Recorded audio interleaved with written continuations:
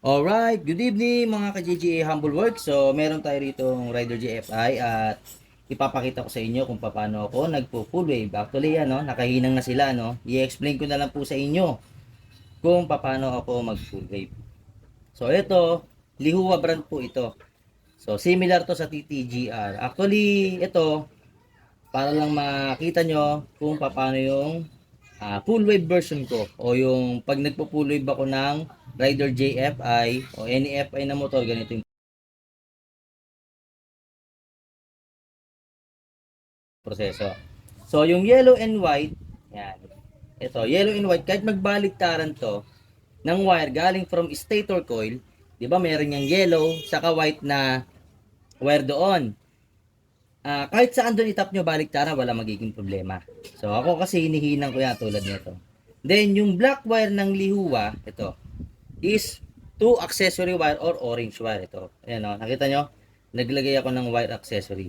Then, yung green, negative. Ibig sabihin, papuntang negative ng harness. Ito.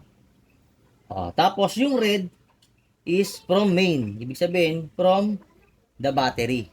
Okay? Direct dun sa main wire. Ayan. Ganun lang kasimple ang pag full wave ng FI na Rider J or shooter o crossover. Ganito lang. Napakadali lang mag full wave, no? So, Lihua brand po yung pinapaliwanag ko. Sa TTGR, magkakaiba lang yan. It's either kulay pink yung wire niyan. Pakita ko sa inyo yung TTGR. Ito yung TTGR. Ayan. So, dito naman, almost ganun din ang pagkaka-wiring. Ayan o.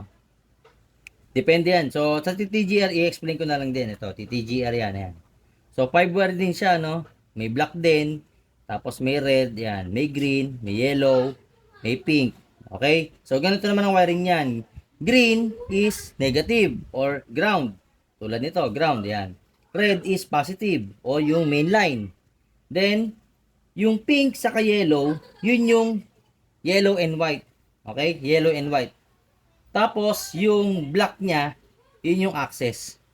So, similar lang sila. Nagkaiba lang ng color coding. Huwag kayong malilito, ha. Sa color coding, itong dalawang to ang pabor sa mga ganitong motor. Rider J, Carb, FI, sa mga nagpo-full wave yan. Pero yun nga lang sa Carb, kino-convert pa natin sa stator. Ito kasing Rider JFI, full wave na yung kanyang stator coil. Regulator na lang po yung papalitan. So, ulitin ko ha. Ito, kung Lihua, yan. Red is to red main from harness o yung dating socket ng regulator. Ito, yung dating socket ng regulator, ayan, tinakpan ko na po kasi hindi ko na siya gagamitin. Pero itong mga wire na to nakahinang na.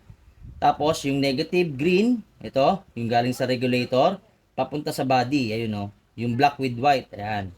Black with white. Then, yung black is true orange o yung sa accessory wire ng harness. Then, yellow and white, ito naman yung sa stator coil.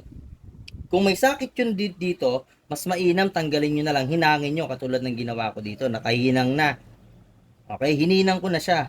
Mas safe kasi to para sa akin, no? Intact kasi yung connectivity. Pag sinabing intact, dapat is solid yung kuryente, walang galaw-galaw, walang duktong kamay. Para sa akin yun, ha. So, ganito yung pinakamagandang proseso. Then, saka nyo kukuberan ng yung rubber tape. Ito, yung ganito. Yan, rubber tape. Pag sinabing rubber tape, example po, yan. Pag sinabing rubber tape, yung nababanat na parang goma. Protection po yun sa ganitong mga acquired current o AC type para yung current niya is hindi yung tatapon. So, protection siya. Kasi tulad nito, halos magkakadikit lang sila. Yan, Yan. Saka pag make sure magpupulib kayo, tanggal ang battery ha. For safety lang din. Kasi pag dito nagkamali ka ng isa, sunog ang motor mo. Okay, so ganun lang.